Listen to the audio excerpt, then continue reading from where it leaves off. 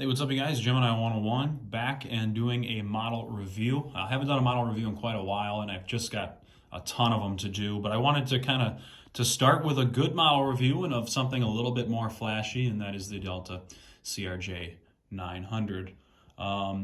And so we'll kind of jump right into things, but real quick before I do that, I just want to let you guys know there will be a ton more model reviews coming on the way. I'll get the Delta Crj-900 model review out of the way as well and get that up on the channel shortly. So look out for all of those model reviews. I'll put those in the playlist, but nonetheless, let's jump into it. Here it is, the Bombardier Crj-900 Delta variant in that scheme. This one's operated by Skywest.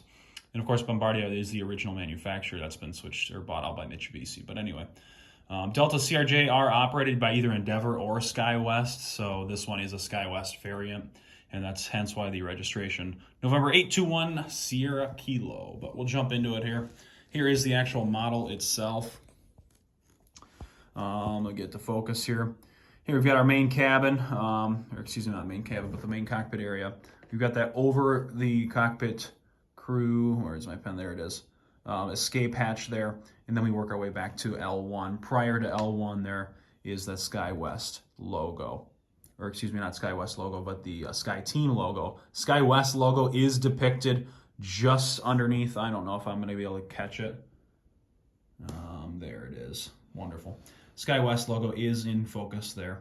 And we've got CRJ-900 on the actual landing gear doors themselves. Windshield wipers prominently displayed, along with pitot tubes and things like that. So we worked our way back here. I'll be a little bit shaky because we're zoomed in here. We've got our Delta connection on the actual fuselage itself. We work our way back. We've got our two cargo doors here. Kind of interesting that they are on the left-hand side of the aircraft. And continuing to work our way back. Sorry, there's a little bit of dust on it, not too much. We've got our over-the-wing exit doors, the actual wing itself, and then all the way back to the rear end of the tail, where we've got that registration, November 821 Sierra Kilo, standing for Skywest, of course. We've got our two engines here. This aircraft is operated by two General Electric CF34 8C5 engines. Basically, great long haul, or excuse me, not long haul, but great regional engine, very reliable. And actually, an interesting fact about these engines, these were once tapped by the U.S. government to maybe be put on the B-52 as replacement engines for those engines, but they actually never did end up going into service for that. But nonetheless, we kind of work our way back to the tail here.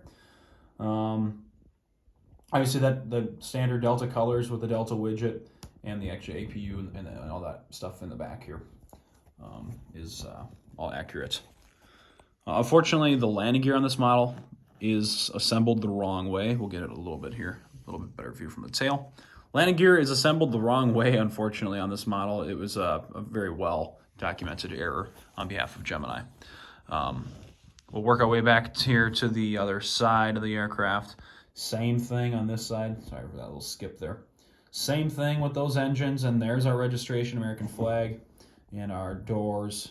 We've got our, if we kind of bring it up to view here, we've got our over-the-wing emergency exit markings are all prominently marked as well.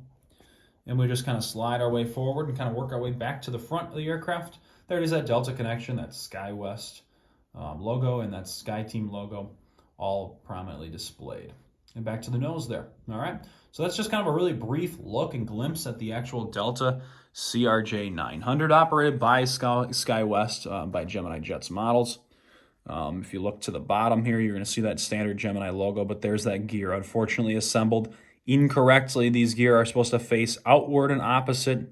Unfortunately, that was a quality control issue that did not get corrected in time, and unfortunately, that just went out to pretty much, I believe, to my knowledge, just about every model has that issue. If it'll focus here, has that issue. Just a couple more quick facts here about the actual CRJ 900. It is when it comes with Skywest and Endeavor, they're going to operate about a 70 to 80 seat configuration. The CRJ 900 can go up to about 900 on a high density, but Delta does operate that first class, that Delta Comfort main cabin accommodation, so it's got a little bit less of a seating component. About 118 feet long, 24 feet high, 81 feet wide. We talked about those engines. 0.82 Mach on the cruise, or excuse me, on the max. The cruise is about 0.78 Mach. Service ceiling about 41,000 feet. You're hardly ever going to get there in these CRJs, and then about 1,500 nautical mile radius. So, or excuse me, nautical mile range.